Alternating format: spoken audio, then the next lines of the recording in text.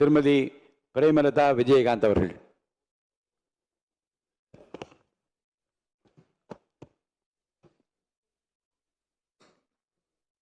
பேரவைத் தலைவர் அவர்களே, முதலமைச்சர் அவர்களே, எதிர்க்கட்சி தலைவர் அவர்களே, சட்டமன்ற உறுப்பினர்களே, மதசார்பற்ற வெற்றி கூட்டணியினுடைய தலைவர் அண்ணன் ஸ்டாலின் அவர்களுக்கும், தேசிய முற்போக்கு திராவிட கழகத்தின் நிறுவன தலைவர் புரட்சி கலைஞர் கேப்டன் அவர்களை வணங்கி, இந்த வரலாற்று சிறப்புமிக்க இந்த அவையிலே இன்றைக்கு மிக முக்கியமான நாளான இந்த நாளில் என்னுடைய உரையிலே நேற்றே முதலமைச்சர் அவர்களுக்கு இன்றைக்கு பெரும்பான்மையை நீங்கள் நிரூபிக்க வேண்டும் என்று என்னுடைய வாழ்த்துக்களை நேற்றே நான் பதிய வைத்திருக்கிறேன். அதே போல முதலமைச்சர் அவர்கள் செய்த நல்ல விஷயங்களையும் நாம் பாராட்டி இருக்கிறோம். எதிர்கட்சிகளை எதிரி கட்சியாக நினைக்காமல் அனைவரையும் சந்தித்து அரசியலில் ஒரு மாண்பையும் மரபையும் நீங்க ஏற்படுத்தியிருக்கீங்க, வரவேற்கத்தக்கது. அதுபோல உங்களுடைய முதல் அறிவிப்பிலேயே சிங்கப்படை பெண்களை பாதுகாக்கவும், அதே போல மதுக்கடைகளை மூடுவோம் என்று சொன்னதும் மக்களால் வரவேற்கப்பட்டது. அந்த வகையில் முதலில் 717 மதுக்கடைகளை மூடியது ஒட்டுமொத்த தமிழக மக்களால் வரவேற்கப்பட்டது. கோவில்கள் மற்றும் பள்ளி வளாகங்கள் அருகில் இருந்த மதுக்கடைகளை முதல் முறையாக நம்ம ஃபர்ஸ்ட் ஸ்டெப்ல இன்னைக்கு மூடியிருக்கோம். அடுத்தது இன்றைக்கு மீனவர்களை பாதுகாக்க ஒரு அறிவிப்பு அரசாங்கத்தின் மூலம் வந்திருக்கிறது. அதையும் தேமுதிக வரவேற்கிறது. இது எல்லாம் இருப்பினும் முதல்வர் அவர்களே, நீங்கள் அன்றைக்கு பதவியேற்ற அன்றைக்கு சொன்னது உங்களுடைய ஆட்சி வெளிப்படையான ஆட்சியாக இருக்கும், மக்களுக்கும் தமிழ்நாட்டுக்கும் ஒரு முன்னுதாரணமான ஆட்சியாக இருக்கும் அப்படின்னு தான் நீங்க அன்னைக்கு சொன்னீங்க.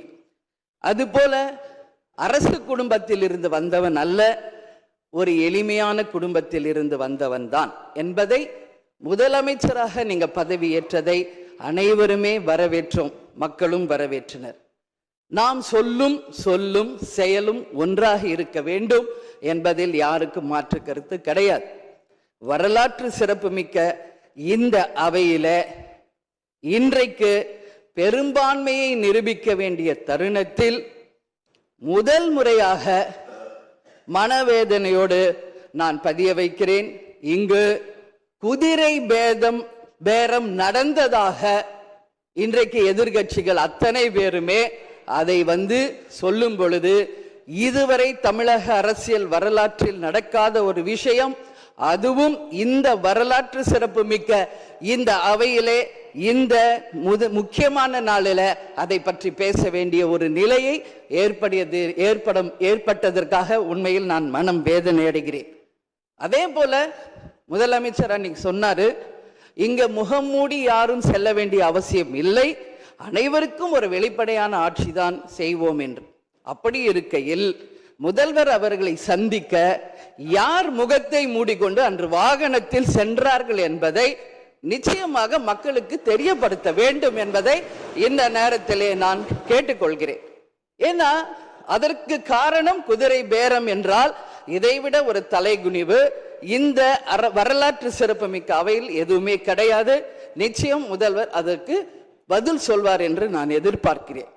அதே போல அரசு குடும்பத்தில் இருந்து நான் வந்தவன் இல்லை என்று முதல்வர் சொல்லும் பொழுது வரவேற்றார்கள் அனைவரும். ஆனால் இன்றைக்கு அவருடைய ராஜகுருவாக இருப்பவரை மிஸ்டர் ரத்தன் பண்டிட் என்பவரை அரசியல் சிறப்பு அதிகாரியாக அரசு வேலையில் அமர்த்தியதை ஒட்டுமொத்த தமிழக மக்கள் சார்பாக வன்மையாக இந்த வரலாற்று சிறப்பு மிக்க அவையில் நான் அதை குறிப்பிட கடமைப்பட்டிருக்கிறேன். அப்படி உங்களுக்கு ராஜகுருவா இருந்தா உங்க பர்சனலா அவரை வச்சுக்கணும். பட் அவரை அரசு உயர் பதவியில கொண்டு வந்து இளைஞர்களை நம்பி மக்கள் வாக்களிச்சிருக்காங்க.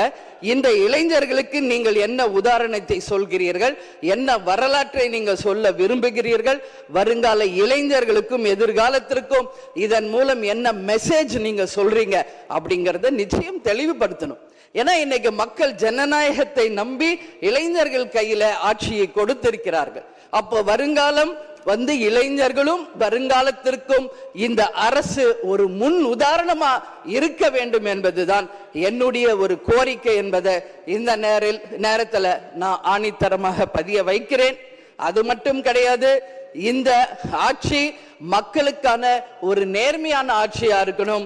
ஜனநாயகத்தின் மீதும் மக்கள் மீதும் நம்பிக்கை கொண்டு மக்கள் தீர்ப்பே மகேசன் தீர்ப்பு என்று சொல்லக்கூடிய அளவு எதிர்காலத்தில் இந்த ஆட்சி நிச்சயமாக இளைஞர்களுக்கும் எதிர்காலத்திற்கும் நல்ல வகையில எடுத்துக்காட்டாக இருக்க வேண்டும் என்று கேட்டுக்கொண்டு, நான் சார்ந்த இயக்கமான தேசிய முற்போக்கு திராவிட கழகத்தின் சார்பாகவும் எங்கள் நிறுவன தலைவர் அன்பு தலைவர் கேப்டன் அவர்களை வணங்கி விடைபெறுகிறேன். நன்றி, வணக்கம்.